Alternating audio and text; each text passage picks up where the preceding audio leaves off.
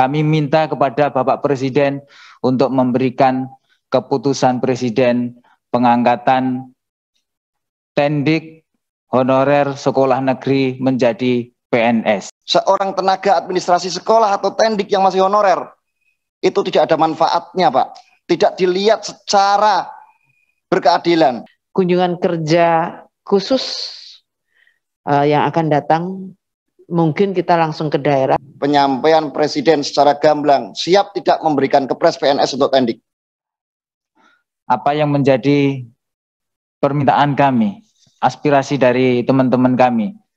Saya Muhammad Saiful Anam sebagai Ketua Tendik Nasional GTK HNK 35 ingin menyampaikan dan memohon kepada Komisi 10 untuk bisa menyuarakan kepada pemerintah, terutama kepada Bapak Presiden untuk memberikan kepada kami keputusan atau regulasi yang berkeadilan untuk kami.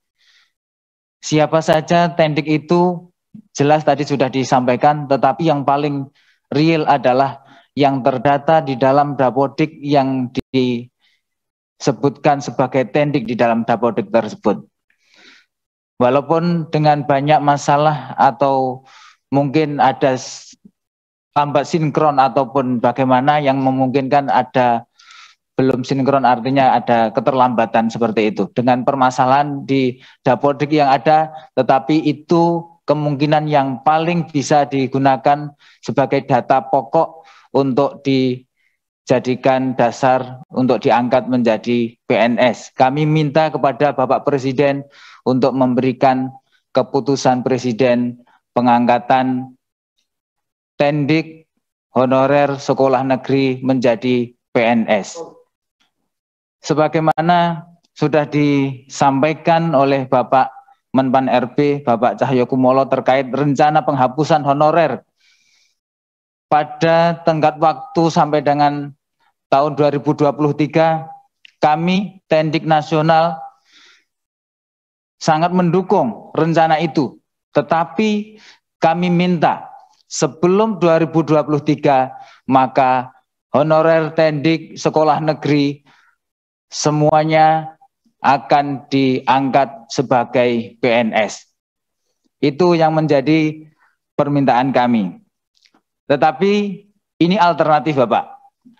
Apabila sekiranya kepres PNS dianggap terlalu mahal atau terlalu sulit, maka kami memohon kepada Bapak Presiden dan juga pemerintah untuk memberikan perhatian khusus kepada tendik itu berupa afirmasi penuh untuk menjadi ASN sesuai regulasi yang ada, yaitu tendik diberikan tinggal pemberkasan.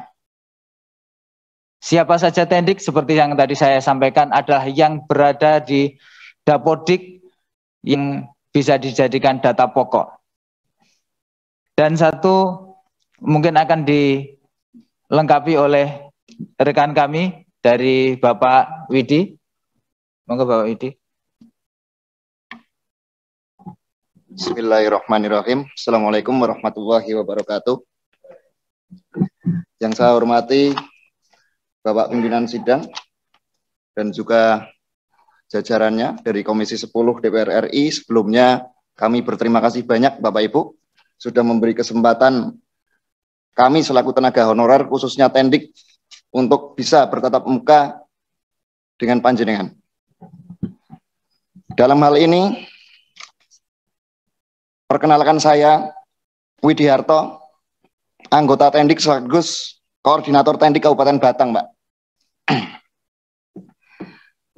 Mungkin tujuan kami di sini semua itu sama, Pak. Apa yang terjadi dan realita yang ada di masing-masing daerah, kabupaten, kota, dengan adanya perguliran P3K, bagi kami tendik bukan suatu masalah. Karena tidak perlu dibahas. Kenapa? Karena tendik juga tidak ada masuk di dalamnya. Regulasi masih kosong. Nasib tendik tidak jelas. Artinya, jika mana pemerintah serius, seperti yang sudah disampaikan Bu Lina, Pak Saiful Anam, dan dari teman-teman yang lain yang memperjuangkan nasib honorer saat ini, kami minta tidak ada solusi lain. Tendik harus dikepreskan. Karena kalau menuntut masalah P3K, kami tidak akan ada selesainya, Pak. Jujur, saya di sini juga mengerjakan dan memegang aplikasi Dapodik, Pak. Di situ sudah jelas disebutkan ada yang namanya tenaga kependidikan. Sudah real masuk di Dapodik. Sudah ber-NUPTK. Amanat yang diberikan untuk mengerjakan sebuah pekerjaan Dapodik itu sangat berat, Pak. Banyak di dalamnya ada sarpras, tunjangan, sertifikasi guru. Jika mana masa kerja gaji berkala tidak kami kerjakan, itu akan berimbas pada apa? Pada penghasilan tunjangan yang tidak sesuai. Tapi apa artinya masa kerja buat kami? Seorang tenaga administrasi sekolah atau tendik yang masih honorer, itu tidak ada manfaatnya, Pak. Tidak dilihat secara berkeadilan.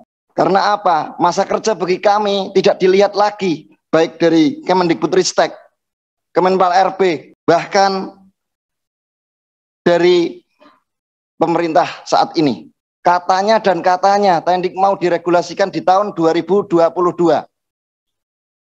Kami senang, Pak. Kami belum menerima. Kenapa? Itu hanya narasi belaka. Kami minta untuk bisa direalisasikan. Dan kami mohon untuk tendik khususnya saya minta untuk dikepres PNS kan. Seperti halnya nakes pada waktu itu, Pak. Juga bisa dikepreskan. Bahkan ada contoh di wilayah Kabupaten Batang yang nakesnya sudah diangkat menjadi pegawai negeri, tapi tendik yang melayani di tenaga administrasi sekolah ketika minta legalisir ijazah masih menjadi tenaga honorer. Pelik bagi negara ini, pelik bagi bangsa kita ini. Sila kelima belum dijalankan dan belum benar-benar direalisasikan. Saya percaya betul pemerintah sangat komit, Pak. Tapi di sini kita memang butuh kerjasama. Kita butuh pemaparan yang jelas. Karena jumlah tendik yang amat sangat terbatas, Pak. Kemungkinan untuk Bu Sri Mulyani menganggarkan keuangan untuk menggaji kami tenaga honorer tidaklah seberat yang dibayangkan, Pak. Kami tahu jumlah guru banyak, guru dibutuhkan. Tapi dalam hal ini tenaga kependidikan dari dulu tidak pernah tersentuh, Pak. Tidak pernah tersentuh keberadaannya. Bahkan Pak Menteri sebagai tenaga pengembang aplikasi Dapodik tidak tahu keberadaan operator sekolah. Dan operator sekolah di sekolah belum tentu mengerjakan pekerjaan operator saja. Masih banyak aplikasi-aplikasi dari BKD daerah masing-masing itu menerapkan aplikasi kinerja dan lain sebagainya. Itu adalah operator yang mengerjakan.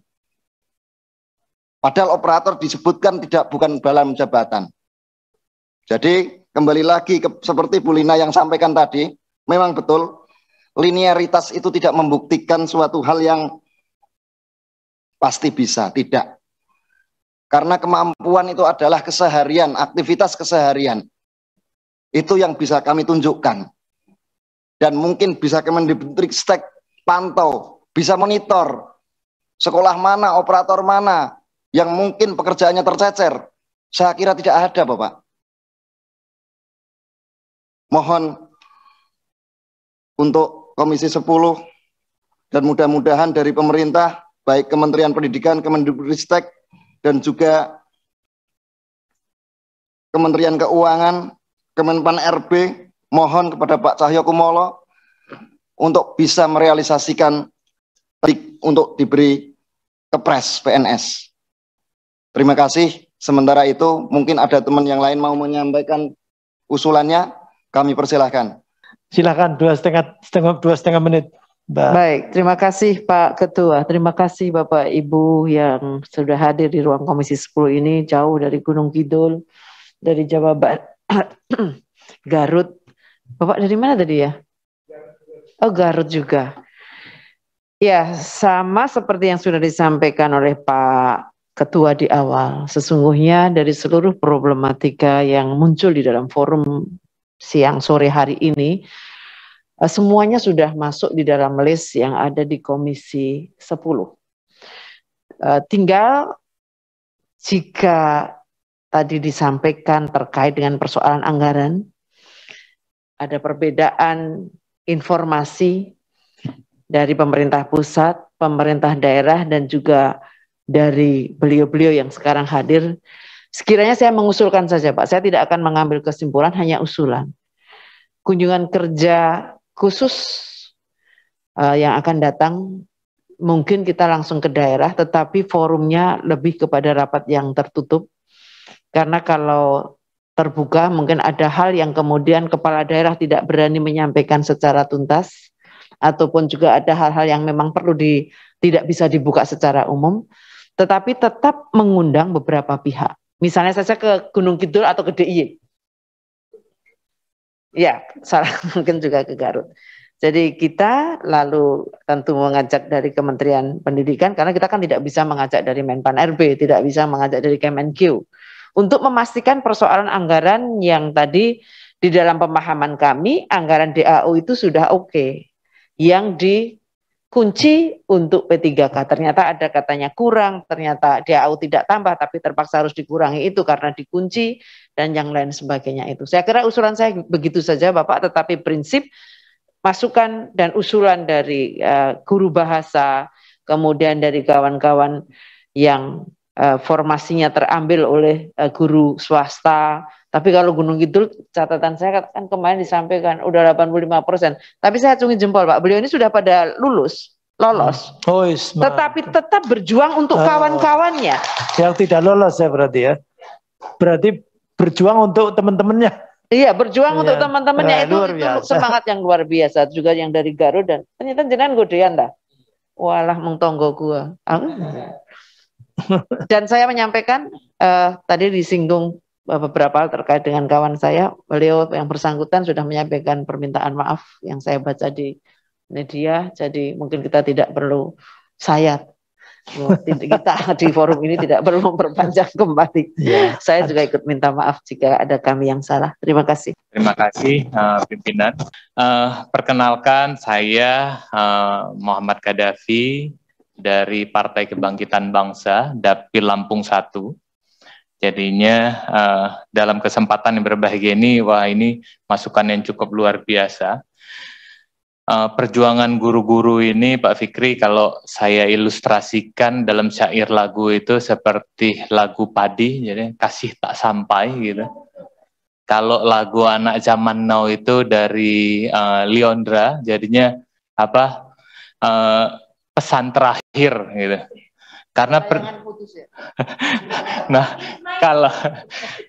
karena perjuangannya yang tulus, kecintaannya yang cukup luar biasa dalam mencerdaskan anak-anak bangsa sebagai pemegang estafet perjuangan bangsa, walaupun digantung, dikasih harapan, ditarik lagi, tetap setia kekeh menjalankan tugas dan tanggung jawabnya untuk membawa anak bangsa ke masa kecerahan Indonesia dan bisa mendorong Indonesia menggapai masa keemasan di 100 tahun kemerdekaan. Saya mengucapkan aplaus dan juga terima kasih kepada orang-orang tua saya semuanya. Dalam kesempatan yang berbahagia ini, saya mewakili generasi milenial, jadinya agak sedikit terganggu kalau melihat pejabat pemerintah yang dalam berpikir, bertindak, berperilaku itu hanya sebagai corong undang-undang. Jadi kalau ngomong sesuatu, kebijakan itu hanya berdasarkan undang-undang, yang akhirnya menyampingkan hal-hal yang terkandung makna-makna yang baik, realita yang terbangun dalam kehidupan. Kita pahami dari kecil, kita selalu dipupuk, diingatkan yang nggak bisa dirubah itu hanya kitab suci. Artinya apa? Permasalahan yang terjadi hari ini, kita haruslah memberi kebijakan-kebijakan yang menimbulkan rasa keadilan di masyarakat. Itu yang harusnya. Dari data, Pak Fikri, jadi perlu kita ketahui bersama bahwa 5 tahun dari masa kita menjabat 2019 sampai 2013, itu akan terjadi pensiun guru itu sebanyak 375.546. Artinya apa? Iya, sampai 2023 itu. 2023. Jadinya tahapan 1, tahapan 2 itu masih kurang. Apalagi kalau tahun depan benar-benar tidak ada lagi guru honorer. Kan gitu. Artinya sudah sepantasnya seluruh guru honorer itu diangkat menjadi guru P3K. Itu sudah sepantasnya. Kalau tidak, kita akan darurat pendidikan. Karena kita masa keemasan bangsa, kita harus mempersiapkan para pendidik-pendidik untuk bisa mendidik anak-anak bangsa kita yang akan memegang estafet perjuangan bangsa. Karena apa? Masa keemasan Indonesia di 100 tahun kemerdekaan, kalau hari ini mereka kelas 1 SD, artinya mereka nanti akan usia 23 tahun. Akan usia 30 tahun lebih. Artinya mereka lah yang akan melanjutkan tongkat estafet bangsa. Jadinya perlu kita dorong, Pak Fikri, bahwa jadinya lolos kemarin itu tahap 1, tahap 2 itu tidak mengurangi pensiunnya guru. Artinya apa? Kekurangan guru itu masih lebar sekali. Nah, ini harus kita dorong, mudah-mudahan perjuangan kita bersama, pola pikir kita semua bisa selaras dan bisa memberikan suatu kebijakan yang bisa memberikan Indonesia masa keemasan di 2045. Mungkin itu yang dapat saya sampaikan, lebih dan kurang saya mohon maaf, mudah-mudahan cinta ini akan berbalas. Saya akhiri, wallahul muwaffiq ila aqwamit thoriq. Wassalamualaikum warahmatullahi wabarakatuh. Waalaikumsalam warahmatullahi wabarakatuh. Bapak Ibu yang saya hormati, sudah melampaui masa pengunduran waktu juga dan saya tidak akan mengundur lagi waktu untuk nambah waktu. Mohon maaf barangkali masih ada banyak unek-unek dan seterusnya. Tapi memang sebagian seperti tadi sampaikan Bu Esti sudah kita lakukan. Bahkan mungkin Bapak Ibu juga sudah melihat di sosial media, di channelnya Komisi 10 DPR RI juga. Memang masih agak berat, tetapi sebagian sedikit demi sedikit sudah terselesaikan dan mungkin juga ada yang membuat lega, tetapi banyak juga yang masih kesulitan, termasuk juga ini tendik sama sekali belum dibuka memang, dan janjinya 2021 kemarin didata dan 2022 ini dibuka, dan kemarin kita tagih lagi juga kemudian menyampaikan tahun 2022 ini dibuka. Nah, ini mudah-mudahan kita melihat nanti. Dan tadi usulannya pakai regulasi dan seterusnya nanti akan kita sampaikan. Mohon izin Pak, 5 detik saja Pak.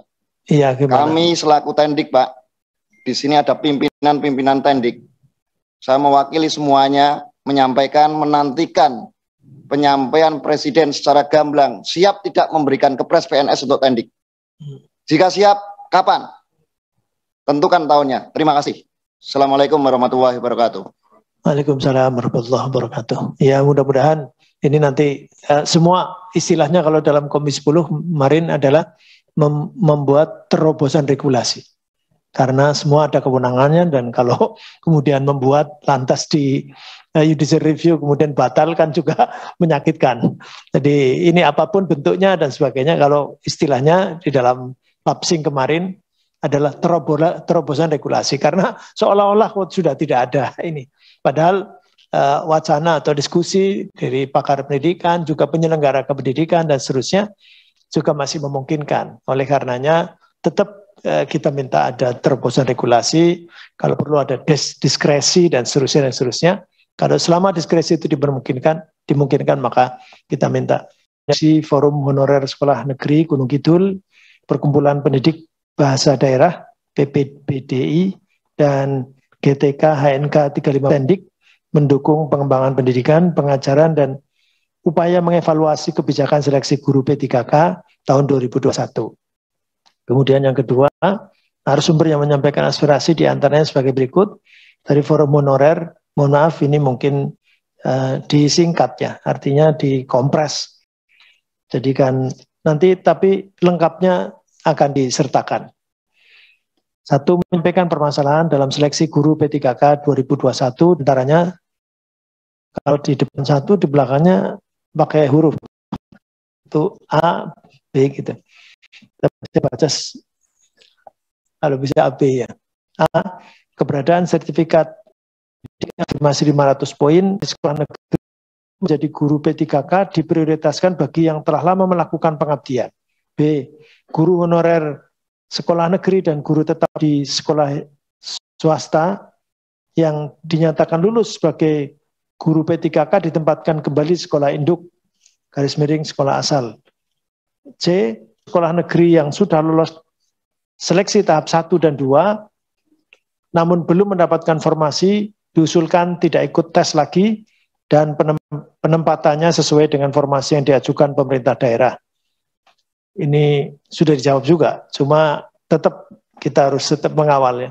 Kemudian D, memasukkan formasi tenaga pendidikan dan yang E-nya kuota guru agama disesuaikan dengan kebutuhan daerah. Itu dari Forum Honorer Sekolah Negeri Gunung Kidul. Kemudian Perkumpulan Pendidik Bahasa Daerah Indonesia 1 meminta agar dalam seleksi guru P3K tahun 2022 dan seterusnya memasukkan formasi guru bahasa daerah yang terpisah dari formasi guru seni budaya. 2, meminta agar guru bahasa daerah yang lolos sebagai guru P3K tahun 2021 dengan formasi guru budaya agar bisa mengajar bahasa daerah sesuai dengan kompetensi profesionalnya. 3, meminta guru bahasa daerah diberi hak dan kesempatan yang sama mengikuti pendidikan profesi guru PPG sebagai salah satu syarat untuk mendapatkan sertifikat profesi guru dan mendapat tunjangan sertifikasi. 4, meminta penguatan mata pelajaran bahasa daerah di dalam kurikulum pendidikan nasional dan regulasi kebijakan pendidikan yang terkait. Kemudian guru dan tenaga pendidikan honorer non kategori usia 35 ke atas mengangkat tendik yang telah berusia 35 tahun ke atas dan telah lama melakukan pengabdian menjadi PNS sesuai kebutuhan melalui Kepres. 2, membuka formasi tendik di dalam seleksi ASN P3K dengan sama maksudnya apa? Dengan sama yang sama dengan kebijakan afirmasi guru sesuai dengan Dapodik yang telah dilakukan pemutakhiran data tendik minimal 3 tahun terakhir. Kemudian 10 DPR RI akan menindaklanjuti aspirasi dan usulan yang disampaikan Forum Honorer Sekolah Negeri Gunung Kidul, Perkumpulan Pendidik Bahasa Daerah PPBD dan GTK HNK 35+ kepada pemerintah khususnya kepada Kemendikbudristek, Kemenpan RB, Kemendagri, Kemenq RI dan BKN agar dapat menjadi pertimbangan dan kebijakan terkait evaluasi seleksi guru. Keempat, bahan masukan dan pandangan yang disampaikan para narasumber menjadi bagian tidak terpisahkan dari RDPU ini dan substansinya akan menjadi masih ada yang mau menyampaikan. Mohon izin Bapak, yang poin pertama tadi dari FHSN, kata-kata dan guru baca. Ya.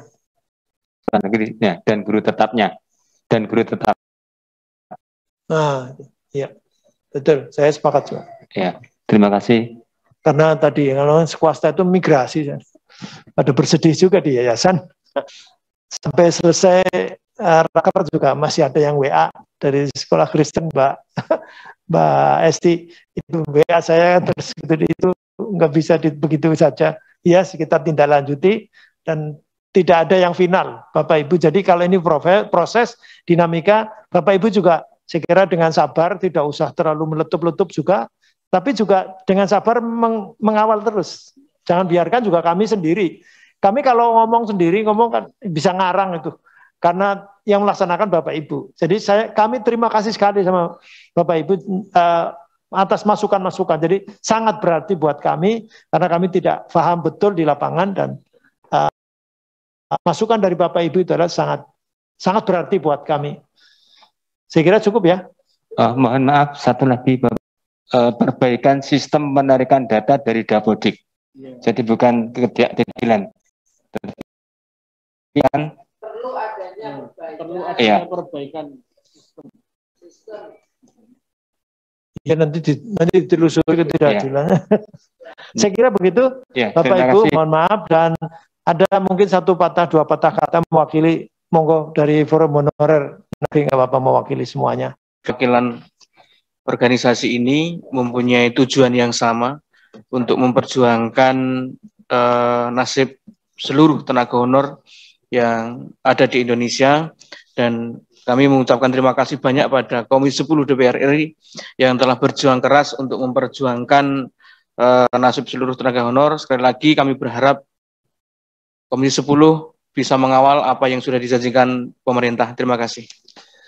Sekali lagi terima kasih dan mohon maaf kalau sana sini banyak kekurangan, termasuk juga masalah waktu dan lain-lain. Dan kami berharap bahwa semua forum-forum kalau bisa diikuti, bisa lewat sosial media sekarang banyak, kalau yang sifatnya terbuka bisa diikuti secara live streaming, dan kalau ada keganjilan-keganjilan yang kami tidak merasa atau mungkin tidak sadar dan seterusnya, bahkan mungkin tadi juga masukan-masukan kami sampaikan, menyusul tidak apa-apa.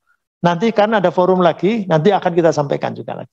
Saya kira demikian, sekali lagi dengan mengucap alhamdulillahirabbil maka rapat dengan pendapat umum hari ini dinyatakan ditutup. Assalamualaikum warahmatullahi wabarakatuh.